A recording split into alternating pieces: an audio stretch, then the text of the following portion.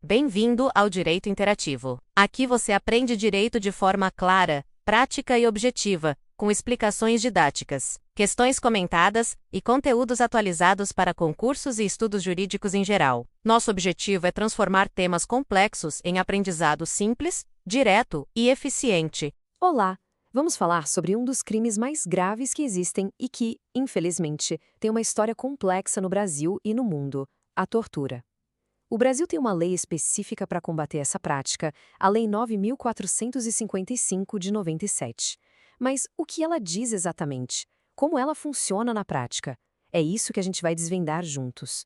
Vamos analisar de onde essa lei veio, como ela define o que é tortura e, claro, quais são as consequências para quem comete um crime tão sério. Para organizar nossa conversa, a gente vai seguir um roteiro bem direto. Primeiro, vamos voltar no tempo para entender a origem da lei. Depois, a gente vê qual é a base dela lá na Constituição Federal. Aí, mergulhamos no que mais interessa: os tipos de tortura que a lei descreve. Na sequência, vamos ver as punições e, para fechar, alguns detalhes processuais que são super importantes. Vamos lá? Ok, vamos começar do começo. Para a gente entender de verdade a Lei de 97, não dá para olhar só para ela. A gente precisa entender o contexto. A criminalização da tortura no Brasil não foi algo que aconteceu do dia para a noite, sabe? Foi um processo longo, resultado de muita pressão internacional e de um caso específico que simplesmente chocou o país inteiro. Olha só essa linha do tempo. A luta contra a tortura no mundo ganhou muita força lá em 1948, com a Declaração Universal dos Direitos Humanos. Décadas depois, em 84, a ONU foi ainda mais longe e disse: países, vocês são obrigados a transformar a tortura em crime. Mas aqui no Brasil, o que realmente virou a chave foi o caso da favela naval. Em março de 97, o país parou para ver, em rede nacional, imagens de uma violência policial brutal. A comoção foi gigantesca.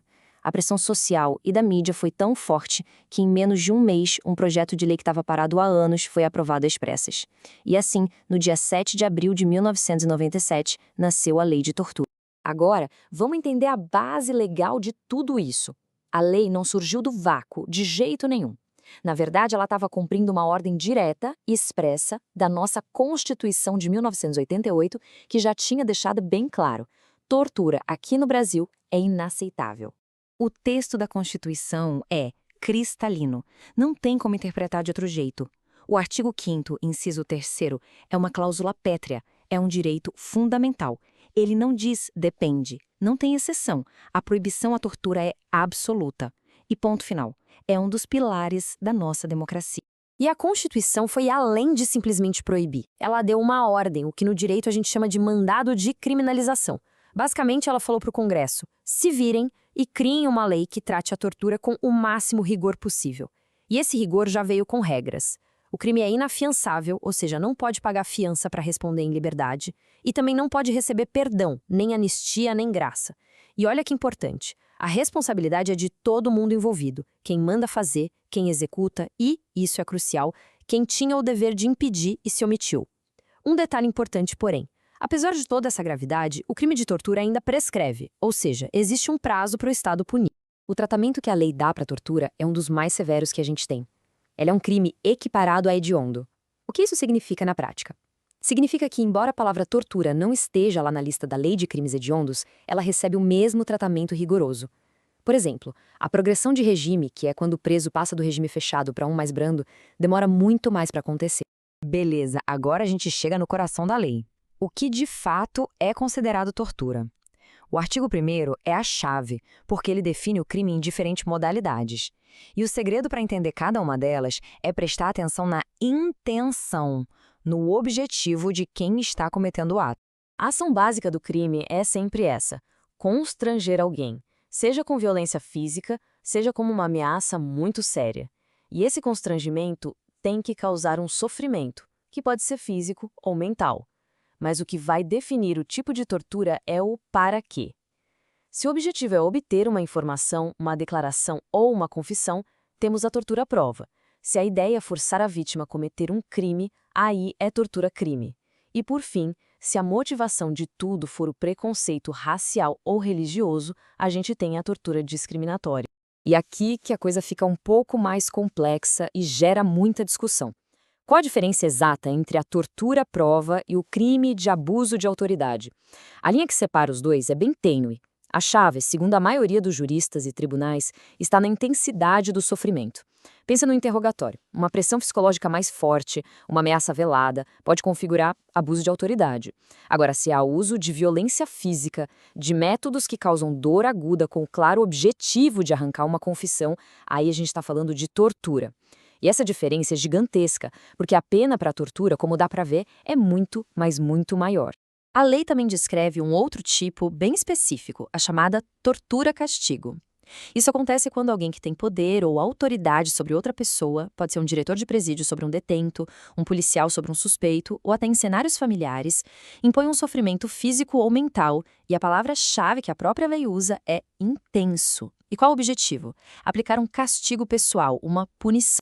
E aqui, de novo, é super importante não confundir a tortura-castigo com o crime de maus tratos, que está lá no Código Penal. Nos maus tratos, a intenção, por mais absurda que seja, é de educar, corrigir, disciplinar. Na tortura-castigo, não. A intenção é puramente punitiva, é causador por causar. E a intensidade também é um divisor de águas. A tortura exige um sofrimento intenso, que causa um dano efetivo. Mas olha só que interessante, não é só quem pratica ativamente a tortura que comete um crime. A lei é muito clara. Quem tem o dever de impedir que a tortura aconteça e não faz absolutamente nada, também é responsabilizado criminalmente. Essa responsabilidade por omissão pode acontecer de duas formas. A primeira é quando a pessoa tem o dever legal de evitar a tortura e, podendo agir, se omite, permitindo que ela aconteça.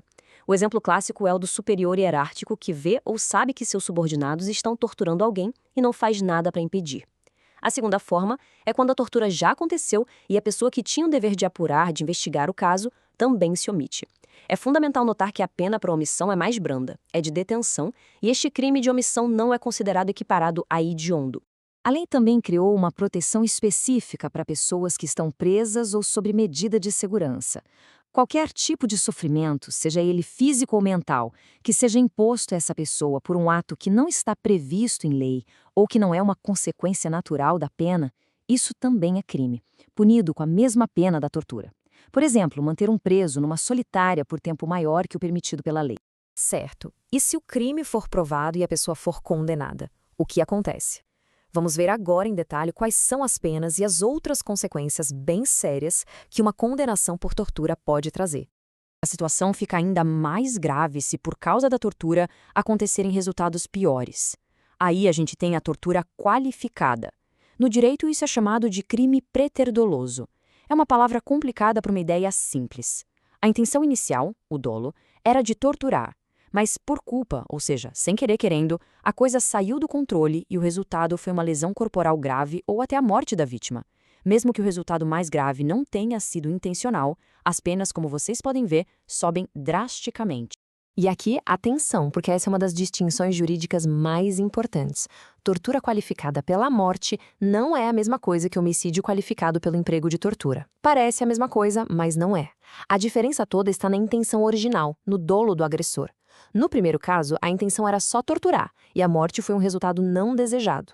Já no homicídio, a intenção desde o início era matar, e a tortura foi o meio cruel escolhido para isso. Essa diferença de intenção muda tudo. A pena do homicídio é muito maior, e além disso, quem julga é o tribunal do júri.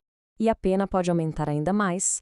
A lei prevê um acréscimo de 1/6 a 1/3 em algumas situações. Por exemplo, se o crime é cometido por um agente público, alguém que deveria proteger o cidadão. A pena também sobe se a vítima for uma pessoa vulnerável, uma criança, uma gestante, uma pessoa com deficiência, um adolescente ou alguém com mais de 60 anos. E, por fim, se a tortura acontece no contexto de um sequestro, a pena também é maior. Para o servidor público que é condenado por tortura, a consequência é avassaladora. A perda do cargo é um efeito automático da condenação. O que isso quer dizer? Quer dizer que o juiz nem precisa escrever na sentença que ele deve perder o cargo. Uma vez que a condenação se torna definitiva, sem chance de mais recursos, ele perde o cargo. Simples assim. E, além disso, ele fica proibido de exercer qualquer cargo ou função pública pelo dobro do tempo da pena que pegou.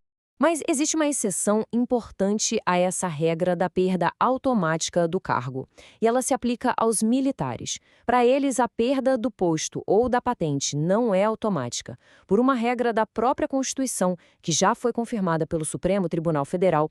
Essa decisão precisa ser tomada em um processo específico pelo tribunal competente. E para a gente fechar nossa análise, vamos dar uma olhada em algumas regras bem importantes sobre como o crime de tortura é investigado, processado e julgado. Então, vamos recapitular os pontos principais. A tortura é um crime inafiançável e que não pode ser perdoado por anistia ou graça. O Supremo Tribunal Federal já decidiu que a regra do regime inicial obrigatoriamente fechado é inconstitucional, então o juiz tem que analisar caso a caso. A ação penal, ou seja, o processo, não depende da vontade da vítima. O Ministério Público é obrigado a agir sempre que souber do crime. E por último, um ponto bem interessante, a lei brasileira pode ser aplicada mesmo que a tortura tenha acontecido fora do país, desde que a vítima seja brasileira ou que o agressor seja encontrado aqui no Brasil. E assim a gente chega ao final da nossa análise detalhada da lei de tortura. Como vimos, é uma lei dura, cheia de detalhes e com consequências muito sérias. A reflexão que fica e que é um debate constante na nossa sociedade é essa. Num país com tantos e tão complexos desafios na área da segurança pública, será que essa lei, da forma como está escrita e como é aplicada, consegue encontrar o equilíbrio ideal entre a proteção indispensável dos direitos humanos e a necessidade de combater o crime de forma eficaz? É uma questão difícil, e pensar sobre ela é fundamental para o futuro da justiça no Brasil. Se esse vídeo te ajudou, segue o canal Direito Interativo para não perder os próximos conteúdos. Obrigado por assistir, bons estudos, boa preparação, e te espero no próximo vídeo.